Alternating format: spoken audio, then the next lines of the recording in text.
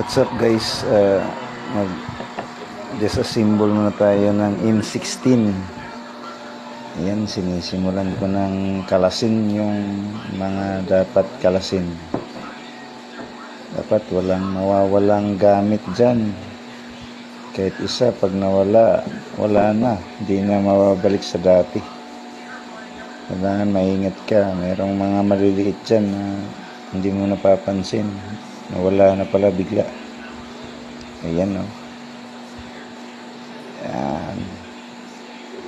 Experience lang natin guys, share lang natin, baka may ano sila, may idea din sila ang panood nila. Galing, no? Basic lang naman yan guys, mahirap lang sa umpisa, pero pag marunong ka na, yun, madali na lang yun, mani na yan. Ayan na, babalik na natin sa dati. And for entertainment purposes only guys, saka para na rin po sa hindi pa marunong, mapanood nyo po ito.